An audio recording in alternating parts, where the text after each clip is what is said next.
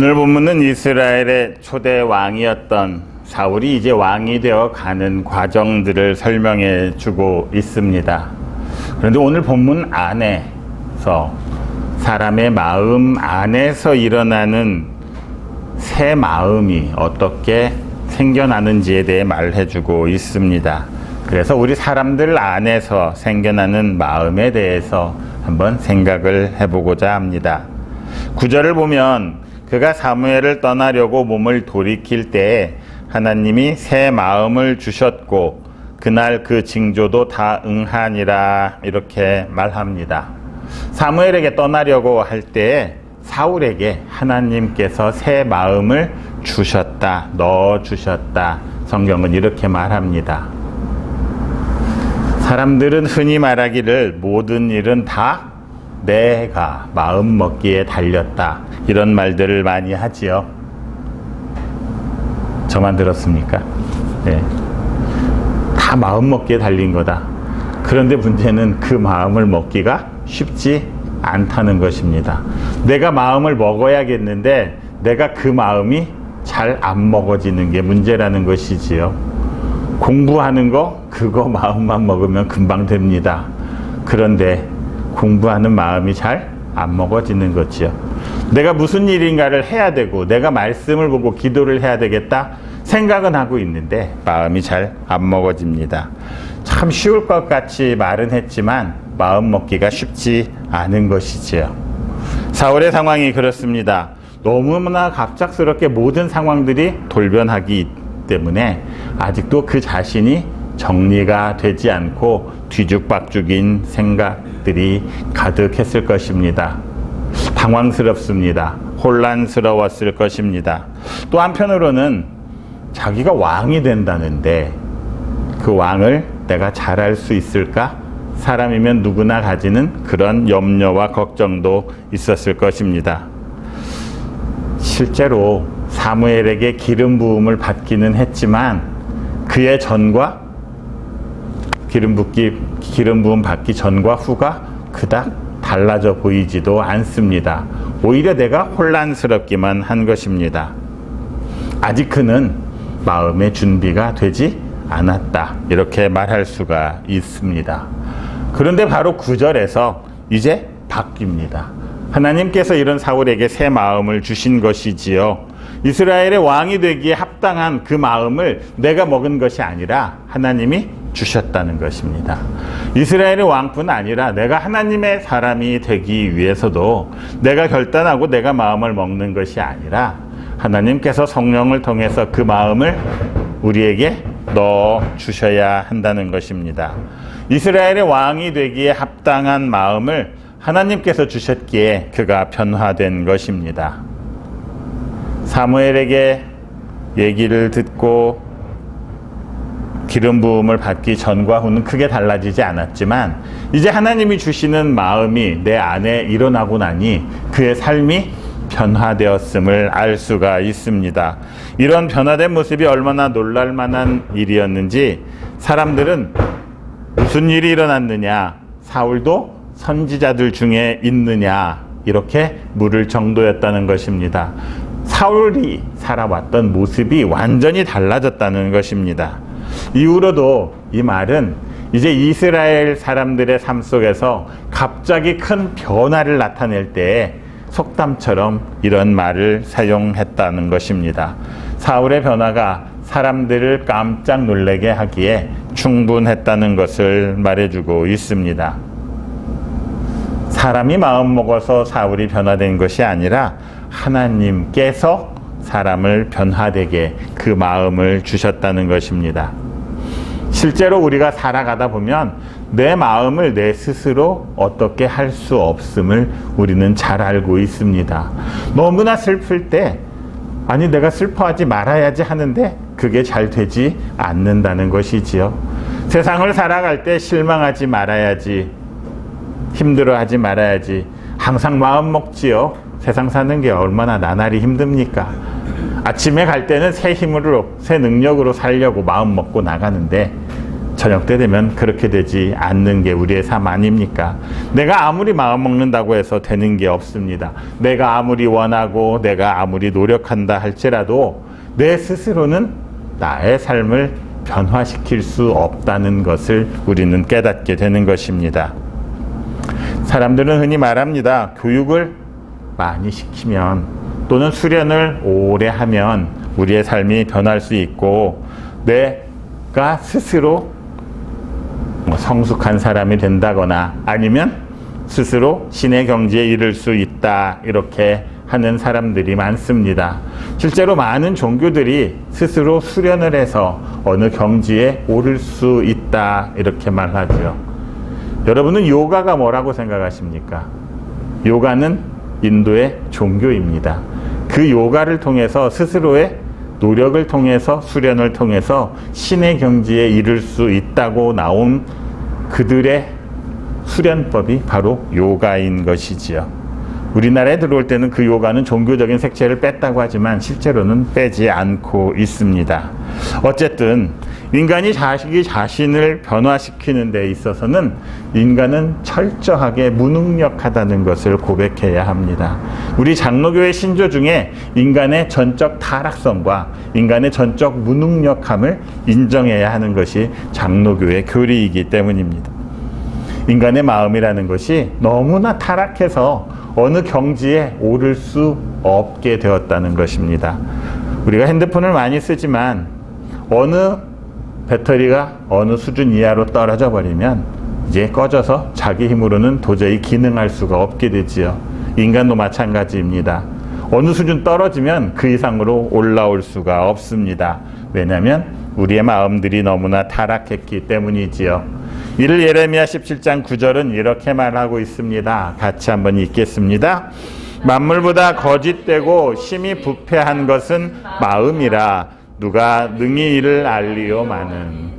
이 세상에서 가장 심하게 부패된 것이 바로 사람의 마음이라고 말하고 있습니다. 아무리 노력해도 가장 부패한 것이기 때문에 조금도 내 마음대로 변화시킬 수가 없다. 성경은 말하고 있습니다. 인간 스스로는 하나님께 나올 수 있을 것 같지만 나올 수 없습니다. 하나님께 나아갈 수 없기 때문에 하나님의 일을 할 수도 없는 것입니다. 하나님이 능력을 주셔서 성령을 통해서 우리를 이끌어 주시지 않으면 아무도 예수 그리스도께 나와서 예수 그리스도를 주라 고백할 수 없다. 성경이 말하고 있는 것이지요. 내가 내 발로 걸어온 게 아니라 하나님이 나를 부르셨다는 것을 알아야 합니다. 그런 이런 마음은 어떻게 바뀔 수 있습니까? 그것은 오직 우리를 창조하신 하나님에 의해서만 바뀔 수도 있고 변화될 수도 있다. 성경은 말합니다. 시편 51편 10절. 다윗은 이 사실을 너무나 잘 알고 있었기 때문에 이렇게 기도합니다. 같이 읽겠습니다.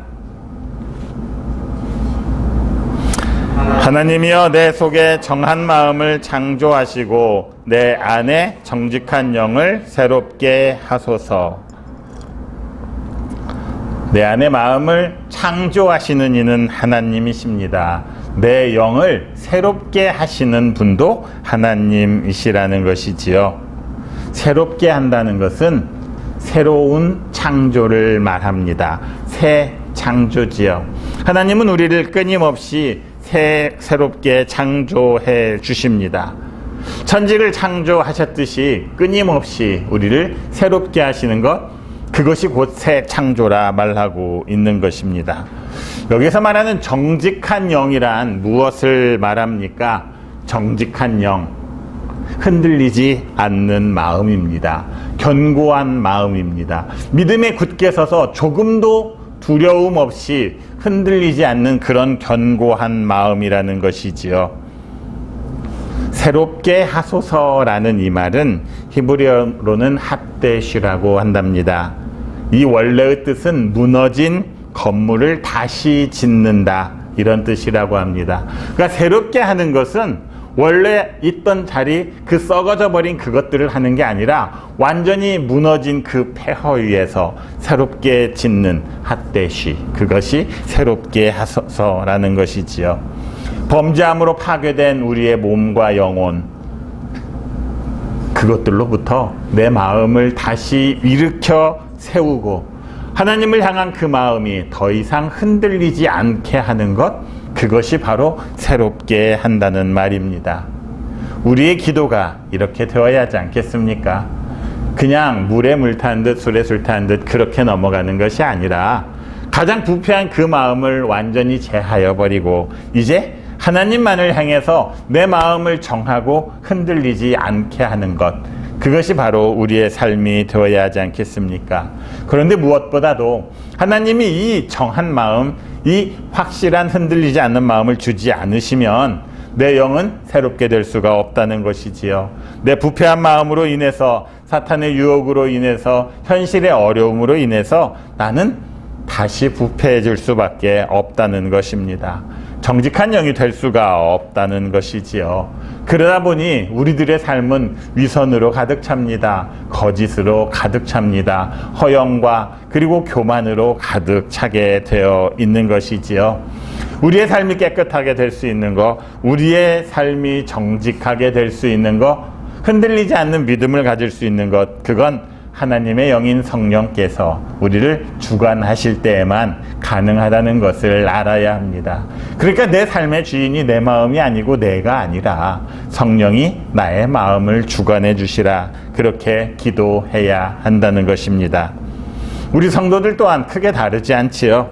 이전에는 죄의 마음을 가지고 있었습니다. 허물과 죄에 빠져서 죽을 수밖에 없는 운명에 처했던 것이 우리들 아니었습니까? 하지만 이제는 십자가의 그 은혜로, 십자가의 구속으로 말미암아 변화를 받았지요. 이제는 하나님께서 주시는 의의 마음을 가지고 살아갈 수 있게 되었던 것입니다. 하나님께서 에스겔 선지자에게 이렇게 말씀하셨습니다. 에스겔 11장 19절입니다. 같이 한번 읽겠습니다. 그들에게 한 마음을 주고 그 속에 새 영을 주며 그 몸에서 돌 같은 마음을 제거하고 살처럼 부드러운 마음을 주어. 내가 마음 먹는 것이 아니라 하나님께서 한 마음을 우리에게 주십니다. 그리고 내 안에 새 영을 주십니다. 인간의 마음은 완악할 수밖에 없습니다. 그런데 하나님께서 새 마음을 주시고 새 영을 주셨을 때 그 돌같이 딱딱한 그 마음이 제거되고 이제는 살처럼 부드러운 마음으로 변화된다 말하고 있습니다. 하나님께서 주시는 한 마음은 어떤 마음이겠습니까? 한 가지 마음, 곧은 마음입니다. 오직 하나님만을 향하는 마음이고 분열되지 않고 다른 것에 섞이지 않는 순수한 마음, 그 마음이 한 마음입니다. 이스라엘이 하나님과 우상 사이에서 어디로 갈지 모르고 방황하고 있는 그 마음이 아닙니다. 그 마음은 분열된 마음이지요. 두 마음입니다. 그러다 보면 여기 갔다 저기 갔다 나에게 이익이 되는 대로 흘러다닐 수밖에 없습니다. 마음이 완악해지고 딱딱해지지요. 하나님의 뜻은 헤아리지 않고 하나님을 무시하는 돌과 같은 마음을 지니게 됩니다. 이제는 너무나 딱딱해지고 굳어버려서 어지간한 자극에는 가책도 느끼질 않습니다. 이제는 자기 스스로 그 돌 같은 마음을 깨뜨릴 수도 없고 버릴 수도 없는, 이러지도 못하고 저러지도 못하는 상태가 되어버렸습니다. 그래서 예레미야 13장 23절은 그 상태를 이렇게 말합니다. 같이 읽겠습니다. 구스인이 그의 피부를, 표범이 그의 반점을 변하게 할 수 있느냐? 할 수 있을진데 악에 익숙한 너희도 선을 행할 수 있으리라. 여러분은 여러분의 피부 색깔을 바꿀 수 있습니까? 내 몸에 난 점을 없앨 수 있습니까? 그렇게 할 수 있다면 악에 익숙한 우리도 선을 행할 수 있을 거라는 말입니다. 반어법이지요. 절대로 그렇게 못하기 때문에 악에 빠져있는 우리는 결코 내 스스로 선을 행할 수 없다고 말합니다. 표범이 반점을 변하게 못하고 사람이 피부를 변하게 못하는 것처럼 부패한 인간은 절대로 선을 행할 수 없고 나 스스로 새로워질 수 없다. 성경은 분명히 우리에게 그렇게 말하고 있습니다. 그러나 하나님을 통해서 우리는 그런 마음을 회복할 수 있다는 것이지요. 새 영으로, 새 마음으로 하나님께서 우리에게 넣어주셨기에 그 돌 같은 마음들이 제하여질 수 있습니다. 우리는 하나님이 기뻐하시는 일이라면 무엇이든지 순종하며 자원해서 나설 수 있는 이제 그런 마음, 오직 하나님만을 생각하는 마음이 우리 안에 생겼다는 것입니다. 우리 안에 새 영, 곧 성령이 주시는 그 영이 만들어졌다는 것이지요. 이제는 우리 마음이 살처럼 부드러운 마음으로 변했다 말합니다. 이 부드러운 것들도 우리가 제대로 관리하지 않으면 다시 딱딱해지지 않겠습니까? 그러니까 우리 기도 안에 하나님의 영이 내 마음에 정한 마음을 창조하시고 내 영을 새롭게 하소서 끊이지 않는 기도를 해야 할 것입니다. 이제 그리스도 안에서 우리는 모두가 새로운 피조물이 되었습니다. 그러니까 이전처럼 부패한 마음으로 이전의 삶을 되돌아가서는 안 된다는 것이지요. 하나님의 새로운 피조물에 맞는 그런 삶들을 살아야 합니다. 하나님께 합당한 사람들이 되어 가야 한다는 것이지요. 오직 하나님만을 바라보면서 변화의 영이신 그 성령께 우리의 중심 센터 자리를 내어 주어야 합니다. 어떤 사람은 어디를 가든 자기가 항상 센터인 줄 압니다. 자기의 위치가 그렇지 아니함에도 불구하고 그걸 깨닫지 못하고 대통령보다도 더 센터에 서려는 사람도 있지요. 하지만 우리는 우리의 삶에서 나의 자리를 양보할 줄 알아야 합니다. 내 삶의 중심은 내가 아님을 분명하게 깨닫는 여러분들이 되시기를 바랍니다. 그래야 사탄이 거짓으로, 허영으로, 위선으로, 교만으로 우리를 유혹한다 할지라도 그 유혹에 넘어가지 않겠지요. 하나님께서 주신 정한 마음이 있고 하나님께서 새롭게 하신 그 새로운 영이 있기에 우리는 흔들리지 않는 정직한 영으로 살아갈 수가 있는 것입니다. 자, 이렇게 나뉘지 않는 마음, 한 마음, 그리고 새로운 영, 정직한 영으로 살아가는 사람의 삶의 모습은 어떻습니까? 이제 이전의 사울의 모습과 달라지는 사울의 모습이 나오지요. 사무엘은 이스라엘 백성들을 17절에 보니 미스바로 불렀습니다. 그리고 그들의 요구대로 이제 왕을 선출하고자 합니다. 이미 사무엘에게서 사울을 왕으로 기름 부음을 받게 하셨다는 그 말씀을 들었지요. 그 과정대로 이루어져 가고 있음을 볼 수 있습니다. 자, 사무엘이 그 당시에 실권을 다 가지고 있었지만 자기 마음대로 아무나 임명할 수는 없는 것 아니겠습니까? 그 당시에도 백성들의 마음을 존중할 줄 알았습니다. 아무리 자기가 힘이 세다고 할지라도 독선적으로 나오면 백성들의 반발이 있을 수밖에 없습니다. 백성들이 다 반대하는데 그 사람을 세워놨다고 합시다. 그 사람이 무슨 정통성이 있겠고 무슨 지지를 받을 수가 있겠습니까? 그러기에 옛날부터도 다 백성들의 마음을 읽고 그 마음에 합당한 일을 했던 것이지요. 사울이 하나님께서 세운 왕이라는 객관적인 증거가 사람들 앞에 보여져야만 했습니다. 그렇게 그것을 증거하기 위해서 선택한 방법이 무엇이냐면 제비뽑기를 한 것이지요. 자, 제비뽑기를 했다는 것, 사람은 거기에 개입도 할 수가 없는 것 아니겠습니까? 오직 하나님만이 거기에 개입하셔서 하나님의 뜻을 이루어 주신다는 것입니다. 우리는 내가 선택한 사람이 되게 하기 위해서는 조작도 하고 여러 가지 일들을 하지만 사무엘은 전혀 그런 것을 하지 않았다는 것을 하기 위해서 제비뽑기를 하는 겁니다. 누군가를 뽑을 때에 힘이 센 사람이 될 수 있습니다. 돈이 많은 사람, 조직이 우수한 사람이 될 수 있습니다. 그런데 제비뽑기는 그런 게 전혀 작용할 수가 없지요. 잠언 16장 33절에 보면 이런 말씀이 있습니다. 같이 읽겠습니다. 제비는 사람이 뽑으나 모든 일을 작정하기는 여호와께 있느니라. 결국 하나님의 뜻에 맡겨진다는 것입니다. 자, 우리는 하나님의 일을 하면서 그 결과까지도 내 뜻대로 되기를 원하는 경우가 참 많이 있습니다. 그러다 보니 무슨 일을 할 때 인간적인 생각 그리고 그런 영향력을 개입시킬 때가 참 많은 것이지요. 교회에서도 직분자들을 선출할 때 어떻게 합니까?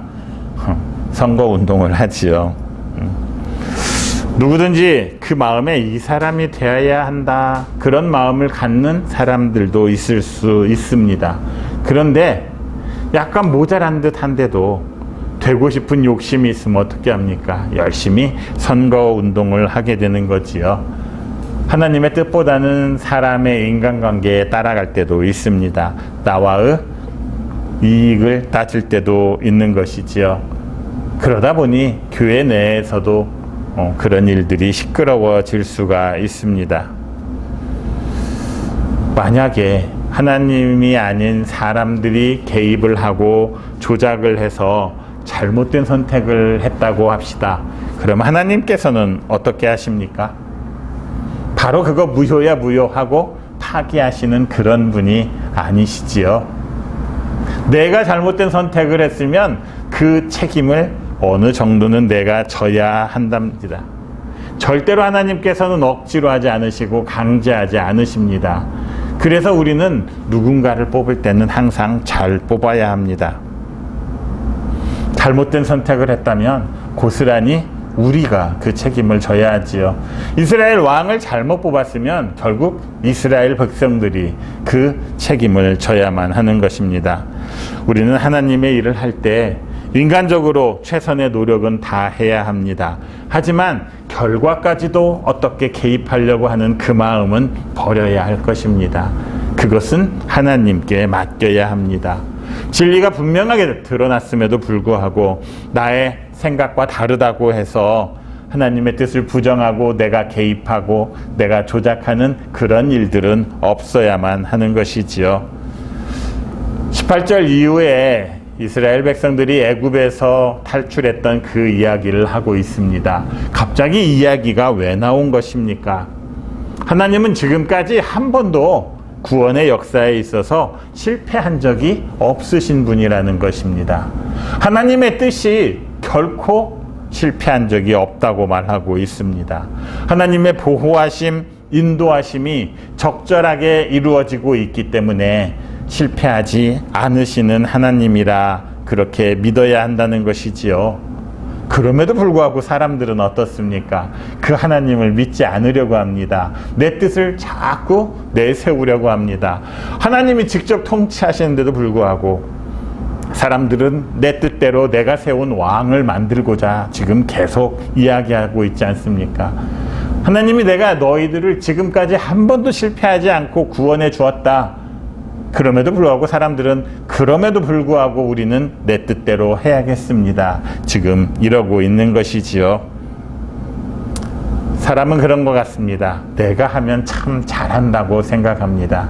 남이 하는 것은 참 마음에 안 드는데 내가 하면 뭐든지 다 마음에 듭니다.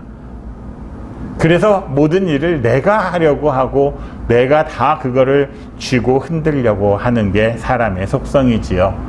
그러다 보니 하나님마저도 내 뒷전으로 와야 할 때가 많습니다.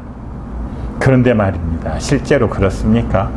정말 내가 제일 잘한다고 하는 그 사람, 그런 사람이 어떤 우두머리가 되거나 장이 되면 참 힘듭니다. 무조건 자기만 잘하고 다른 사람은 다 내 뜻대로 해야만 하기 때문이지요. 하나님을 제외한 어떤 인간도 지금까지 실패하지 않은 적은 없습니다. 인간이 세운 나라들, 멸망하지 않은 나라들이 없습니다. 오직 하나님의 그 뜻만이 이 세상에 남아있는 것이지요. 하나님의 인도하심을 따른다고는 하는데 그 따라가다 보면 참 지루할 때가 많지요.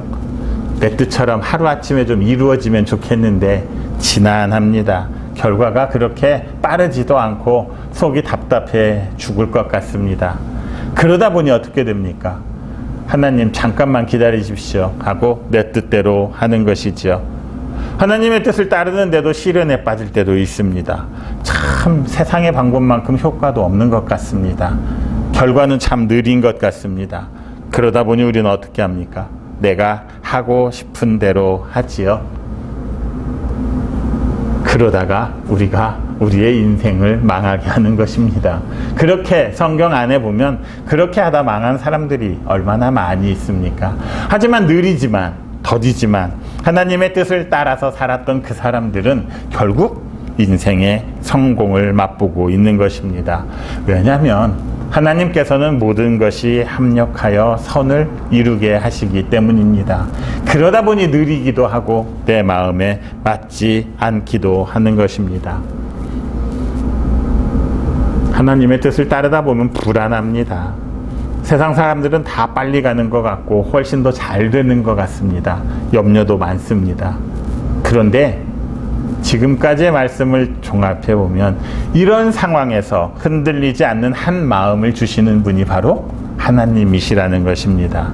우리가 흔들리지 않는 믿음을 가지고 살아가려면 하나님이 우리에게 새 마음을 주십니다. 하나님께서는 불안해하고 답답해하던 사울에게 새 마음을 주셨습니다. 그리고 하나님의 뜻을 따르게 하셨습니다. 아니, 사울뿐 아니라 하나님의 사람들에게는 항상 새 마음을 주십니다. 그렇다면 우리에게도 하나님께서는 새 마음을 주실 것입니다. 그 부드러운 마음, 하나님이 주시는 그 마음이 우리 안에 정한 마음을 창조하십니다. 그리고 우리의 정직한 영을 새롭게 해주심을 믿으시기 바랍니다. 나보다 나를 더 잘하시는 분이 우리 하나님이시지요. 나보다 더 힘이 세고 능력이 있으신 위대하신 왕이 바로 하나님이십니다. 그 하나님을 더욱더 믿고 신뢰함으로써 하나님만에 따라가는, 하나님께 순종하는 여러분들이 되시기를 바랍니다. 오늘도 그 하나님이 나를 인도하고 계십니다. 우리 하나님이 나를 이끄시는 길은 나에게 가장 적절하고도 가장 선한 길임을 믿는 여러분들이 되시기를 바랍니다. 이제 오늘 한 해도 거의 다 가고 있습니다. 앞으로 오는 우리의 삶 안에서도 오직 하나님만을, 어떤 상황 속에서도 하나님만을 따르는 그 한 마음으로 살아가는 여러분 모두가 되시기를 그리스도이신 예수님의 이름으로 축원합니다.